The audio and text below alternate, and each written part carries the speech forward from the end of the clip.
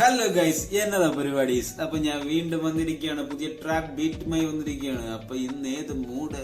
ഇന്ന് Hanuman കൈന്റെ mood. Let's go.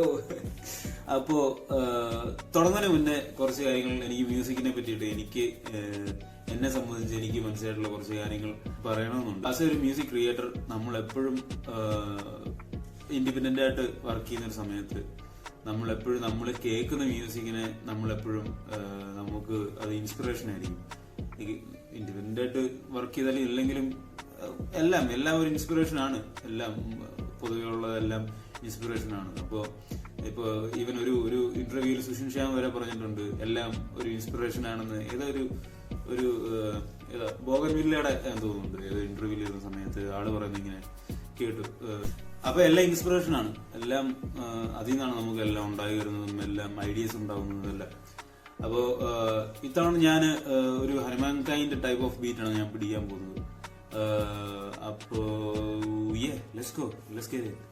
കഴിഞ്ഞ വട്ടം നമ്മൾ തുടങ്ങിയത് മെലഡിയിൽ നിന്ന് നേരെ ഡ്രംസിലോട്ട് പോകുമായിരുന്നു. നമുക്ക് ഇത്തവണ ഡ്രംസ് ഇട്ട് നേരെ മെലഡിയിലോട്ട് പോകാം. ഓക്കെ, സോ നമുക്ക് തുടക്കം തന്നെ ഒരു നൈസ് ആയിട്ട് ഒരു ഹൈ ഹാറ്റ് നമുക്ക് കൊടുത്ത് നോക്കാം.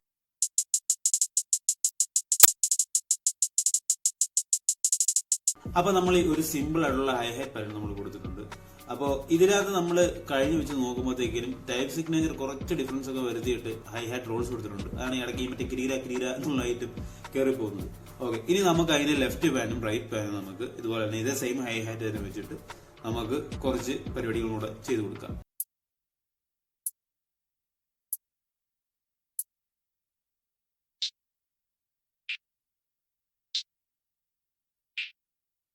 അപ്പൊ നമ്മൾ ലെഫ്റ്റ് പാനും റൈറ്റ് പാനും കൊടുത്തിട്ടുണ്ട്. അപ്പോൾ ഒരു കാര്യം നമ്മൾ ഇതിൽ മനസ്സിലാക്കേണ്ട ഒരു സംഭവം എന്ന് വെച്ച് കഴിഞ്ഞാൽ നമ്മൾ രണ്ട് വീഡിയോയിൽ നമ്മൾ ഒരേ രീതിയിലുള്ള ഒരു സംഭവമാണ് നമ്മൾ ചെയ്തതിനകത്ത് ഈ ഹൈ ഹാറ്റ് വരുന്ന കാര്യത്തിൽ. ലെഫ്റ്റ് പാൻ നമ്മൾ കൊടുക്കുന്നു, റൈറ്റ് പാൻ കൊടുക്കുന്നു.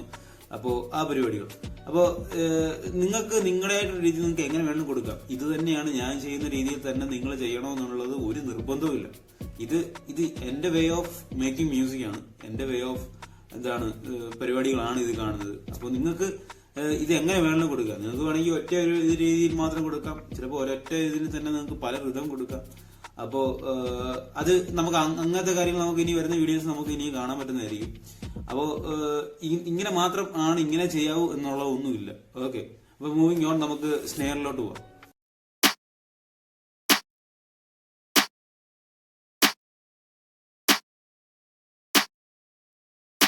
ഓക്കെ, നമുക്കിനി പെർക്കഷൻ കൊടുത്ത് നോക്കാം.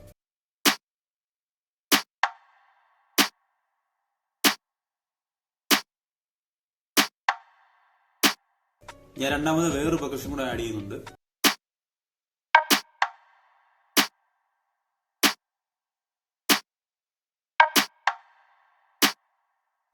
മൂന്നാമത് ഞാനൊരു വോക്കല് പെർക്കഷനായിട്ട് ഞാൻ വെക്കുകയാണ്.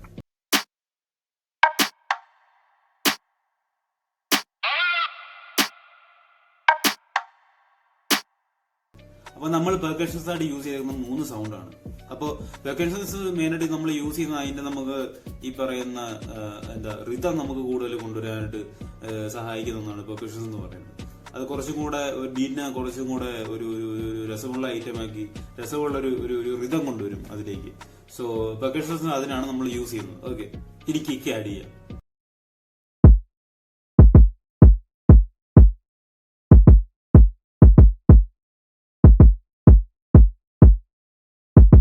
ഇനി 808 ആഡ് ചെയ്യാം.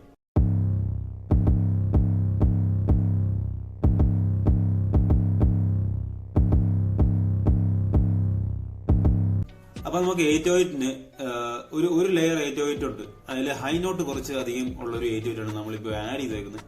ബട്ട് എനിക്കത് ഒരു ലോ എൻഡും കൂടെ വരുന്ന ഒരു 808 കൂടെ ഇതിന്റെ കൂടെ ലെയർ ചെയ്താൽ കൊള്ളാൻ തോന്നുന്നുണ്ട്. സോ ഞാൻ ഒരു ലോ എൻഡ് ഉള്ള ഒരു 808 കൂടെ ഇതിന്റെ കൂടെ ലെയർ ചെയ്യാൻ പോകും.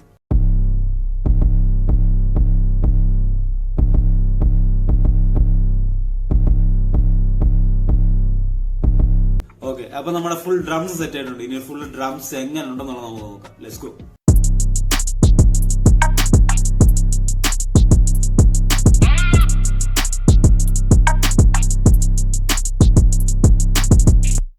അപ്പൊ ഡ്രംസ് കഴിഞ്ഞു, ഇനി മെലഡിയാണ് പിടിക്കാൻ പോകുന്നത്. അപ്പൊ നമുക്ക് ആദ്യം തന്നെ ഒരു കോഡ്സ് വരച്ച് നോക്കാം.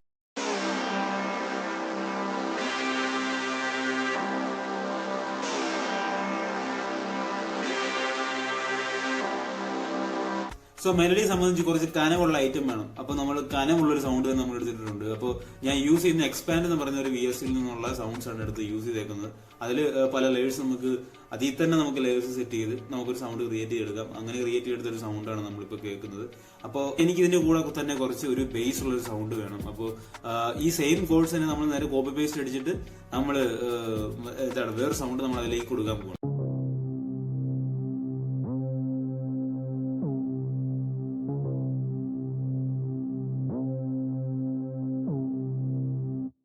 അപ്പൊ കോഡ്സ് സെറ്റ് ആയിട്ടുണ്ട്. ഇനി നമുക്ക് മെയിൻ മെലഡി കൊടുക്കാം.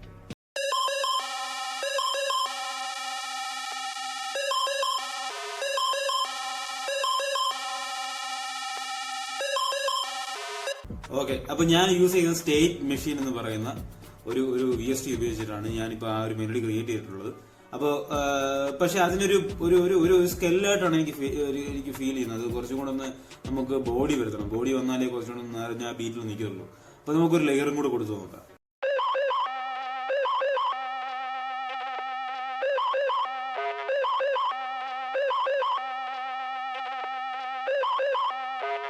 അപ്പൊ നമ്മൾ അടുത്ത ലെയർ കൂടെ കൊടുത്തിട്ടുണ്ട്. അപ്പൊ ആ ലെയർ കുറച്ച് ബേസ് ആയിട്ടുള്ള ഒരു ഐറ്റം ആണ് നമ്മൾ കൊടുത്തേക്കുന്നത്. ഹൈ കുറച്ച് ലേശം കുറവാണ് മറ്റേനെ അപേക്ഷിച്ച് നോക്കുമ്പോൾ. നമ്മൾ അത് ലെയർ ചെയ്തിട്ടുണ്ട്. ഇനി നമുക്ക് ചെറിയൊരു ടെക്സ്ചറും കൂടെ നമുക്ക് ഇതിലേക്ക് ആഡ് ചെയ്യാം.